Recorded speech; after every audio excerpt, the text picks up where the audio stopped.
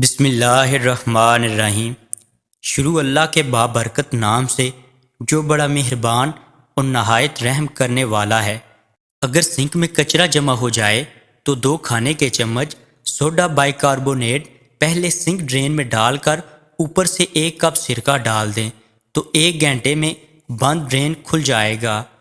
Switch board کو چمکانے کے لیے نیل پالش ریموور کو کسی بھی کپڑے یا روئی پر لگا کر صاف کریں تو وہ چمک اٹھے گا۔ غسل خانے میں غزانگ کے داغ پڑ جاتے ہیں، کپڑے کو سرکے میں ڈبو کر فرش یا بیسن میں خوب رگڑیں، داغ دور ہو جائیں گے۔ لیموں کا رس نکال کر برف کے خانے میں جما دیں، جب ضرورت پڑے تو نکال کر استعمال کریں۔ ڈبل روٹی کا ایک ٹکڑا لے کر آئل پینٹنگ کے اوپر پھیریں، بالکل صاف اور نئی ہو جائے گی۔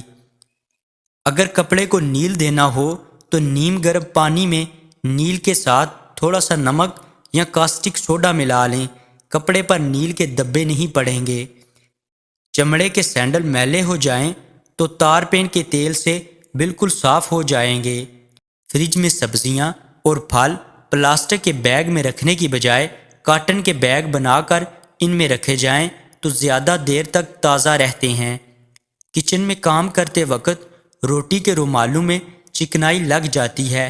چکنائی نکالنے کے لیے سادہ اور آسان حل یہ ہے کہ لائف بوائے کا ریبالک صابن سے 1-2 مرتبہ دھو لیں، چکنائی غائب ہو جائے گی۔ آزمائش شرط ہے۔ کم سن بچوں کو اگر نیپی ریش ہو جائے تو تھوڑا سا خشک کارن فلور لگا دیں، فوراً ٹھیک ہو جائے گا۔ اروی یا بھنڈی کاٹنے سے پہلے ہاتھوں میں سرسوں کا تیل لگانے سے خارش نہیں ہوتی۔ مرچوں کی جلن ہاتھوں سے ختم کرنے کے لیے نیل یا چینی ملے پانی میں ہاتھ ڈبوئیں۔